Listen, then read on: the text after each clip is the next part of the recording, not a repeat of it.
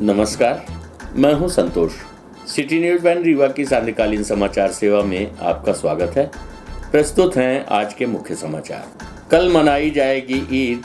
शाही ईदगाह घोघर में सुबह 8 बजे होगी नमाज। भूखे प्यासे झिरिया हॉस्टल के छात्र रात्रि में पहुंचे कलेक्टर बंगला, की न्याय की मांग। कुल्हाड़ी लेकर थाने पहुंची महिला ने मचाया हंगामा। खबरें अब विस्तार से। कल मनाया जाएगा ईद का त्योहार। शाही ईदगाह घोघर में सुबह 8 बजे होगी नमाज। शहर काजी ने नगरवासियों को दिया संदेश, भाईचारे और अमन के साथ मनाएं त्योहार। आपको बता दें, आज रमजान मुबारक का आखिरी दिन है। 30 रोजे पूरे होने के बाद कल ईद उल फितर की नमाज शाही ईदगाह घोघर में पढ़ी जाएगी। पिछले 2 सालों से ईद के त्योहार की रौनक कोरोना महामारी की वजह से गायब हो गई थी। इस साल कोरोना के मामले कम हैं और पाबंदियां भी पिछले 2 सालों की तुलना में बहुत कम है। ईद के त्योहार को लेकर शहर काजी ने कहा कि ईद का त्योहार भाईचारे का त्योहार है और सभी धर्म के लोग भाईचारे एवं अमन के साथ त्योहार मनाएं। शहर काजी ने कहा कि 2 साल के बाद पहली बार ये मौका मिला है जब ईद के त्योहार में सभी लोग एक होकर त्योहार को मना पाएंगे। खुशियों एवं भाईचारे का त्योहार है। जिस तरह से रीवा शहर की परंपरा रही है, सभी धर्म के लोग ईद के त्योहार को भाईचारे के साथ मनाते हैं। उसी तरह से परंपरा को कायम रखें और एक दूसरे को गले लगाकर ईद का त्योहार मनाएं। आपको बता दें कि रीवा शहरी क्षेत्र में विभिन्न स्थानों पर ईद की नमाज पढ़ाई जाती है। शहर काजी ने कहा कि शाही ईदगाह में 8 बजे नमाज अदा होगी, जिसके साथ अन्य स्थानों पर भी नमाज पढ़ाई जाएगी, जिसमें लोगों से समय का ख्याल रखने की अपील की गई है। प्रस्तुत है शहर काजी मोहम्मद मुबारक अजहरी से प्राप्त जानकारी के अंश। बिस्मिल्लाहिर्रहमानिर्रहीम। सबसे पहले मैं अपनी तरफ से अपने मुल्क में रहने वाले तमाम वासियों को ईद की मुबारकबाद पेश करता हूँ। और जैसा कि आपको मालूम है कि आज 30 रमज़ान है और कल इंशाअल्लाह पूरे मुल्क में ईद उल फितर का त्यौहार मनाया जाएगा। रीवा में भी सारी तैयारियां हो चुकी हैं ईदगाह घोघर रीवा में। जैसा कि मालूम है कि तकरीबन पिछले 2 सालों से जमात के साथ और भीड़ भाड़ के साथ कहीं भी नमाज जमात से नहीं हो रही है। इस बार 2 साल के बाद लोगों को मौका मिल रहा है कि वो सभी लोग एक साथ मिलजुल करके ईदगाह में नमाज़ अदा करेंगे। तो कल सुबह ईदगाह में सुबह 8 बजे नमाज़ अदा की जाएगी। रिवर फ्रंट की वजह से ईदगाह में जो निर्माण का काम चल रहा था, तकरीबन वो नमाज के लिए पूरी तैयारी मुकम्मल हो चुकी है और अभी नया जो मेंबर है वो भी तकरीबन कंप्लीट ही हो चुका है। थोड़ा सा काम बाकी है, इंशाल्लाह जल्द वो भी पूरा हो जाएगा। ईद के लिए सभी तैयारियां हो चुकी हैं। सारे मुसलमान भाई ईद उल फितर का त्यौहार जो है वो बड़ी ही खुशी और हर्षोल्लास के साथ मनाते हैं। सुबह फजर की नमाज के बाद सारे लोग अपने घरों से लोगों को सदक़े फ़ितर अदा करते हुए, गरीबों को कुछ न कुछ अपने हाथों से सदका करते हुए देते हुए ईदगाह की तरफ पैदल जाते हैं, नमाज अदा करेंगे। नमाज के बाद लोग एक दूसरे से गले मिल करके ईद की मुबारकबाद पेश करेंगे। अपने अपने घरों में एक दूसरे के यहाँ जा कर के सेवइयाँ वगैरह खाएंगे। सभी लोग मिलजुल कर, हिंदू मुस्लिम सिख ईसाई सारे भाई मिलकर एक साथ ईद उल फितर का त्यौहार मनाते हैं। कुल्हाड़ी हाथ में लेकर थाने पहुंची महिला। मारपीट की रिपोर्ट लिखाने सिविल लाइन व महिला थाने में किया हंगामा।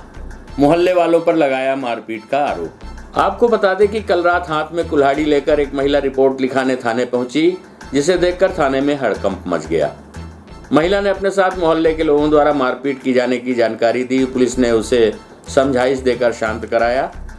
आपको बता दें कि शहर के दीनदयाल धाम निवासी महिला रविवार रात 9 बजे कुल्हाड़ी लेकर महिला थाने गई थी और वहां से फिर सिविल लाइन थाने के अंदर पहुंच गई। वो थाने में हंगामा करने लगी। महिला के मुताबिक रात में उसके साथ मोहल्ले के लोगों द्वारा मारपीट की गई और वे उसे जान से मार सकते हैं, जिसकी वजह से वो कुल्हाड़ी लेकर आई है। पुलिस महिला को लेकर दीनदयाल धाम स्थित आवास पर पहुंची तो मोहल्ले में भी देर तक हंगामा मचाया। परिजनों ने उसकी दिमागी हालत ठीक नहीं होने की जानकारी दी। महिला ने शाम को मोहल्ले में ही पड़ोसी के साथ विवाद किया था। प्रस्तुत है घटना के संबंध में एडिशनल एसपी शिव कुमार वर्मा से प्राप्त जानकारी के अंश।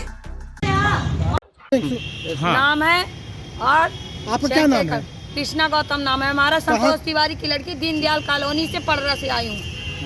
कुल्हाड़ी लेके आप पहुंची हैं सिविल लाइन, क्या मामला है आपका? मामला ये है कि काहे जल्दी से नहीं हुई। क्या मामला था? क्या आपने FIR दर्ज कराया था? क्या मामला है बताएं पूरा। सिविल लाइन में महिला थाना से सिविल लाइन गई हूँ, वहाँ मेरी रिपोर्ट है। काहे की रिपोर्ट? किस बारे में? समस्या क्या है?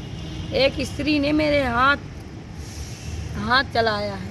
ये कब की बात है? ये अभी 1.5 घंटे की बात है। ये काहे तो की रिपोर्ट बात नहीं है? लिखी गई है आपकी? लिखी गई है सिविल लाना में, मैं खुद स्वयं लिखी हूँ।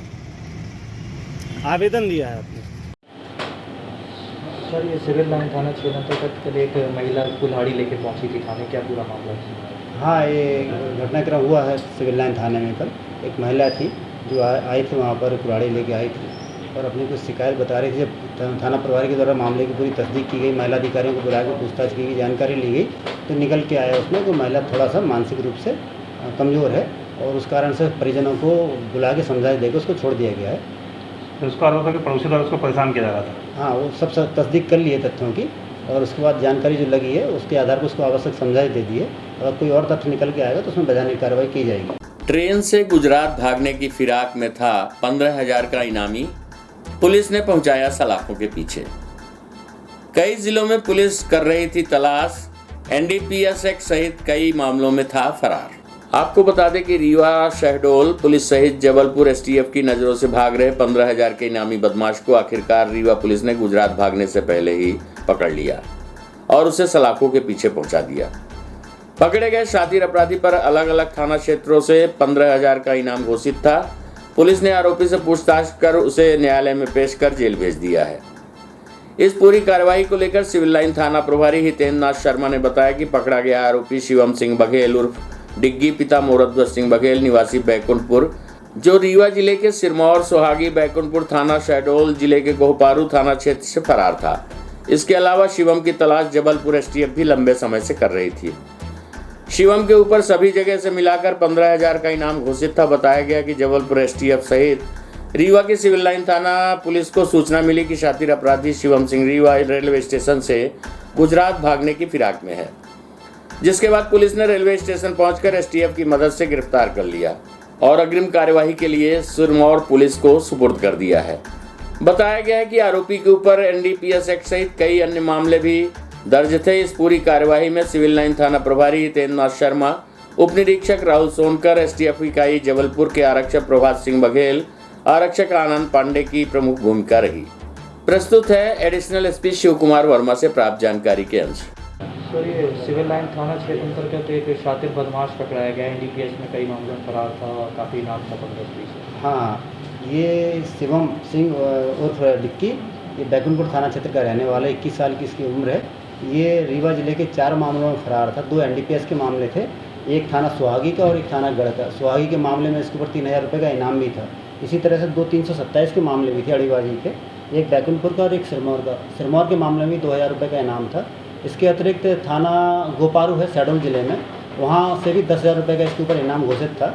इस आरोपी को और एसटीएफ की मदद से उनकी जानकारी के आधार पर थाना प्रभारी सिविल लाइन के द्वारा गिरफ्तार कर लिया गया है और आवश्यक कार्रवाई की जा रही है। गुजरात भागने की फिराक में था। हाँ, निश्चित रूप से बदमाश है, लगातार पिछले 4 वर्षों से फरार चल रहा था, तो पुलिस इसकी लगातार तलाश कर रही थी, तो पुलिस से बचने के लिए फरार होने की कोशिश कर रहा था। अपनी ही 2 बेटियों से 7 साल से दरिंदगी करने वाला पिता गिरफ्तार, मासूम बेटी बनी गवाह। शराबी बाप ने मानवता को किया शर्मसार, समाज के डर से मां भी जानकर रही चुप। आपको बता दें कि जिले में मानवता को शर्मसार कर देने वाला मामला प्रकाश में आया है। एक बाप ने अपनी ही 2 बेटियों से दरिंदगी कर बाप बेटी के पावन रिश्ते को ही शर्मसार कर दिया। इस घटना का खुलासा होने के बाद हड़कंप मच गया है। पुलिस को मामले की जानकारी होते ही शराबी बाप को गिरफ्तार कर लिया गया। ये पूरी कार्यवाही मां की शिकायत पर की गई है। आपको बता दें कि जानकारी के मुताबिक जिले के सगरा थाना क्षेत्र में रहने वाले एक पिता ने अपने ही 2 बेटियों के साथ दुष्कर्म किया। ये दुष्कर्म एक बार नहीं, बीते 7 वर्षों से दोनों बेटियों के साथ बारी बारी से होता रहा। पहले तो मां और बेटियां चुप रही, लेकिन शराबी बाप की ज्यादती जब बढ़ गई तो उनके द्वारा शिकायत महिला थाना में की गई। शिकायत पर तत्काल कार्यवाही करते हुए सगरा व महिला थाना पुलिस द्वारा दुष्कर्म के आरोपी बाप को गिरफ्तार कर लिया गया है। आपको बता दें कि शिकायत में शराबी बाप की करतूत का पर्दाफाश करते हुए मां एवं बेटियों ने बताया कि वो उनकी मां के साथ भी ज्यादती करता रहा, जिसकी शिकायत पूर्व में भी थाने में की गई है। मां बेटियों ने बाप की दरिंदगी से परेशान होकर रीवा में किराए का मकान लेकर रहने लगी तो वो और परेशान उन्हें करने लगा। और बेटियों को वापस घर भेजने का दबाव बनाने लगा, जिसके बाद मां बेटियों ने शिकायत की है। वहीं पुलिस द्वारा तत्काल कार्यवाही करते हुए आरोपी बाप को गिरफ्तार कर जेल भेज दिया गया है। प्रस्तुत है एडिशनल एसपी शिव कुमार वर्मा से प्राप्त जानकारी के अंश। सर, ये महिला थाना क्षेत्र अंतर्गत दुष्कर्म का एक मामला सामने आया, पिता और बेटी का क्या? हाँ, ये बेटियों ने परसों के दिन शिकायत की थी महिला थाने में आके कि उनका पिता जो है उनके साथ में पिछले 7 वर्षों से बदमाशी कर रहा है लगातार। उसमें छोटी बच्ची जो थी, जो नाबालिग है, उसका कहना था कि अभी अगस्त माह में अगस्त 21 को भी उसके पिता ने उसके साथ ज़बरदस्ती करने की कोशिश की थी और ज़बरदस्ती की हुई थी। इसके बाद फिर बच्चियां उस घटना के बाद से अलग रहने लगी थी किराए से, और पिता लगातार उन पर दबाव बनाता था माँ के माध्यम से कि तुम साथ चलो। इसके बाद माँ ने भी पहले तो बच्चियों को समझाया था, लेकिन माँ भी जब परेशान होगी तो माँ ने भी संबंधित थाने में अपने पति के विरुद्ध शिकायत कर रखी, जिसमें 498 का केस दर्ज है। इसके बाद फिर बच्चियों ने जब परसों थाने में शिकायत की तो थाना प्रभारी द्वारा तत्काल प्रकरण पंजीबद्ध कर लिया गया और कल आरोपी को गिरफ्तार करके जेल भेज दिया गया है। तो बच्चियाँ नाबालिग भी हैं? एक बच्ची उसमें नाबालिग है, एक 20 वर्ष की है। छात्रावास में खाना बंद, सैकड़ों भूखे छात्र देर रात कलेक्टर निवास में पहुंचे, आश्वासन के बाद हुए वापस। झिरिया स्थित अनुसूचित जाति एवं जनजाति छात्रावास है। छात्रों ने कलेक्टर निवास का किया घेराव। रीवा के अनुसूचित जाति एवं जनजाति छात्रावास में अचानक छात्रों का खाना बंद हो जाने के बाद छात्रों के द्वारा कलेक्टर निवास का देर रात घेराव किया गया। सैकड़ा भर से अधिक छात्र देर रात कलेक्टर निवास पहुंचे और खाने की मांग करने लगे। छात्रों ने बताया कि शासन के नियमानुसार वर्ष में 10 माह का भोजन चालू रहने का प्रावधान है, लेकिन छात्रावास में भोजन 6 से 8 माह तक ही चालू रहता है। प्रदर्शन कर रहे छात्रों ने बताया कि छात्रावास में प्रवेश लिस्ट नवंबर में निकाली गई है, जिसके अनुसार अब तक 5 महीने का ही भोजन मिला है, जबकि शासन के नियमानुसार 10 महीने भोजन देने का प्रावधान है। आपको बता दें कि प्रदर्शन कर रहे सभी छात्र महाविद्यालय में अध्ययनरत हैं, जिनका वार्षिक सेमेस्टर परीक्षा मई जून में होनी है। छात्रों ने अपनी समस्या बताते हुए कहा कि वो खाना बनाए या फिर पढ़ाई करें, बिना किसी सूचना के खाना बंद हो चुका है। अपनी इन्हीं मांगों को लेकर वो कलेक्टर निवास का घेराव कर रहे थे। छात्रों ने अपने ज्ञापन पत्र में लिखा है कि उन्हें मई जून तक भोजन दिया जाए, जिससे वो परीक्षा की तैयारी हॉस्टल में रहकर कर सकें। हम आपको बता दें कि पूर्व में भी शहर सहित ग्रामीण क्षेत्रों के छात्रावास में रहने वाले छात्र कई बार अपनी विभिन्न समस्याओं को लेकर आवाज उठा चुके हैं, लेकिन संबंधित विभाग के अधिकारियों के कान में जूं तक नहीं रेंगती। अगर इन छात्रावासों की गंभीरता से जांच की जाए तो बड़े भ्रष्टाचार का खुलासा हो सकता है और मठाधीशों की करतूत भी निकलकर सामने आ सकती है। प्रस्तुत है छात्रों से प्राप्त जानकारी के अंश। क्या नाम है आपका? मेरा नाम अमर सिंह चौधरी है। ये आज छात्र लोग आए हैं, कई सारे लोग। जी। क्या मामला है? सर, हम लोग माननीय कलेक्टर जी से मांग करने आए हैं। इसके पहले हम लोग ने कलेक्ट्रेट ऑफिस में सूचित कर दिया था, इसके बाद हम लोग को ये कदम उठाना पड़ा बहुत सोच समझ करके कि हमारे हॉस्टल में एक तो बिना सूचित करे खाना बंद कर दिया गया है। शासन के नियमानुसार 10 महीने देते हैं, लेकिन हमारे हॉस्टल में जितने भी हैं पोस्ट मैट्रिक, उनमें कभी लिस्ट नवंबर में तो कभी जनवरी के लगभग निकाली जाती है, लेकिन खास करके जुलाई से लिस्ट निकाल देनी चाहिए। जो भी नवीनीकृत छात्र थे जुलाई से खाना चालू हो जाता है, लेकिन आज तक ऐसा नहीं हुआ। नवंबर में, दिसंबर में, जनवरी में ऐसे लिस्ट निकाली जाती है और इधर अप्रैल के जैसे ही 30 अप्रैल हुआ, मतलब एक दिन भी खाना एक्स्ट्रा नहीं बनाते। तो सारे लड़के सुबह से मात्र दाल चावल खाए हैं। यहाँ तक अधीक्षक ने इसके अलावा सब्जी तक नहीं बनवाई कि रोटी बनवा दे, ओनली दाल चावल। बाकी सुबह से लड़के सारे भूखे हैं। अभी उसी के लिए मांग करने आए हैं कि हम लोग को मैस चालू किया जाए। हमको 10 महीने मैस चाहिए। अगर हमारा 10 महीने हैं तो कलेक्ट्रेट वहाँ से निकलता है, कलेक्टर ऑफिस से, आदिम जाति कल्याण विभाग से, तो हमें 5 महीने खाना क्यों दिया जाता है? इसके पहले आपने शिकायत कहाँ पर की? इसके पहले कलेक्ट्रेट ऑफिस में की थी, ट्राइबल विभाग में। वहाँ से बोला भी गया था बाई फ़ोन, सर थे नहीं, डीओ सर थे नहीं, बाई फ़ोन बोले थे कि चालू हो जाएगा मैस, आप टेंशन मत लीजिए, जितने दिन पेपर चलेंगे आपको चालू रहेगा। कौन से हॉस्टल के छात्र हैं सब? सभी क्रमांक नंबर 1, 2, 3 और एसटी हॉस्टल के भी हैं। ये कहाँ पे स्थित है? ये आपका झिरिया में टीआरएस कॉलेज के जस्ट पीछे हैं ये सभी हॉस्टल। में कलेक्टर बंगला पर आए हैं, क्या आपकी अभी तक बात हो पाई है? नहीं, अभी नहीं हुई सर को, अभी बस सूचित कर रहे हैं, तो बात हो रही है कि सर आ रहेंगे। पूरी होंगी तो क्या करेंगे बाद में? मांगे नहीं पूरी होंगी सर, कोशिश हमारे सर से निवेदन है, जहाँ तक सर से ये अभिलाषा है कि पूरी कर देंगे। इसके अलावा हमें दूसरा कदम नहीं उठाना पड़ेगा। क्या नाम है आपका? मेरा नाम अमर सिंह चौधरी है। ये सभी हमारे हॉस्टल के छात्रावासी। आगामी त्योहारों को लेकर शहर के प्रमुख चौराहों से होते हुए संवेदनशील क्षेत्रों में पुलिस ने किया फ्लैग मार्च। पुलिस के 150 जवानों के साथ एसपी नवनीत भसीन के नेतृत्व में निकाला गया flag march.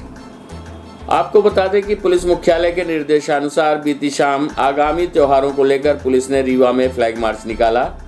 Rewa additional SP Shiv Kumar Verma ने बताया, आगामी त्योहारों को देखते हुए फ्लैग मार्च किया जा रहा है। सीसीटीवी ड्रोन कैमरों से नजर रखी जा रही है। रीवा शहर में फ्लैग मार्च का आयोजन किया गया है। इस दौरान एडिशनल एसपी शिव कुमार वर्मा ने मीडिया से बताया कि आने वाले त्योहार जैसे ईद, परशुराम जयंती जैसे त्योहारों को मद्देनजर रखते हुए फ्लैग मार्च का आयोजन किया गया है। आने वाले त्योहारों में पुलिस द्वारा ड्रोन कैमरा से भी निगरानी रखी जाएगी, जिसमें कोई अप्रिय घटना न हो। ये फ्लैग मार्च रीवा के धुबिया टंकी अस्पताल चौराहा, शिल्पी प्लाजा होते हुए शहर के संवेदनशील क्षेत्रों में फ्लैग मार्च का आयोजन किया गया। इस दौरान पुलिस की सीसीटीवी कैमरा वाहन एवं काफी पुलिस बल फ्लैग मार्च में मौजूद रहा। आइए सुनते हैं इस संबंध में एडिशनल एसपी शिव कुमार वर्मा से प्राप्त जानकारी के अंश। फ्लैग मार्च निकाला गया है। ये जैसा कि आप जानते हैं कि आने वाले जो त्यौहार हैं, जिसमें ईद का त्यौहार बहुत बड़ा त्यौहार है, साथ ही साथ परशुराम जयंती का त्यौहार भी, जिसमें चल समारोह का निकलना तय हुआ है। इसी तरह तारतम्य में ध्यान में रखते हुए हमारे पुलिस कप्तान के द्वारा आज फ्लैग मार्च निकाला गया शहर में। फ्लैग मार्च में करीब 100 से 125 के आसपास का बल था। साथ ही साथ 20 से 25 वाहन थे। इसमें वज्र वाहन, सभी तरह के सीसीटीवी कैमरे वाले वाहन और शहर के सारे थाना प्रभारी, सारे राजपत्र अधिकारी भी उसमें मौजूद थे। शहर में जो रूट था फ्लैग मार्च का, वो कंट्रोल रूम में फायरिंग होने के बाद मारतन तिराया होकर रसिया मोहल्ले से शिल्पी प्लाजा पहुंचा। शिल्पी प्लाजा से प्रकाश चौराहे होते हुए अस्पताल चौराहे से धोबिया टंकी पहुंचा और धोबिया टंकी के बाद कोतवाली क्षेत्र में, जहां संवेदनशील क्षेत्र है, खासतौर से जहां दोनों समुदाय की मिक्स पॉपुलेशन है, वहां की गलियों में पैदल भ्रमण कराया गया। उसके बाद फिर सोनी बिल्डिंग के पास से ये जो फ्लैग मार्च थे फिर वाहनों पर आ गया और वाहनों के माध्यम से फिर विश्वविद्यालय थाना क्षेत्र का एरिया कवर किया गया, जिसमें नीम चौराहे से लेकर यूनिवर्सिटी तिराहे से होते हुए सिरमौर चौक और वापस सिरमौर चौक से फिर अपना समान तिराहे होते हुए बाणसागर कॉलोनी से पीटीएस बिछिया तकिया का एरिया कवर करते हुए फ्लैग मार्च वापस अभी पहुंच रहा है। ड्रोन से भी नजर रखी जाएगी क्या? हाँ, निश्चित रूप से फ्लैग मार्च में भी आज वो ड्रोन का इस्तेमाल किया गया है कि फ्लैग मार्च जिस रास्ते से जा रहा है वो आने वाले त्योहारों का प्रमुख क्षेत्र है, तो ड्रोन से भी उस फ्लैग मार्च की भी कवरेज की गई। साथ ही साथ उद्देश्य है कि त्यौहार के दिन ड्रोन से ये निगरानी रखी जाएगी, जिससे जनता में सुरक्षा की भावना बनी रहे और जो असामाजिक तत्व हैं उनमें भय का वातावरण में रहे, जिससे वो किसी तरह की कोई बदमाशी न कर सके। धन्यवाद। आज की खबरों में बस इतना ही। कल आपसे फिर मुलाकात होगी कुछ नई खबरों के साथ। तब तक के लिए हमें इजाजत दीजिए। नमस्कार।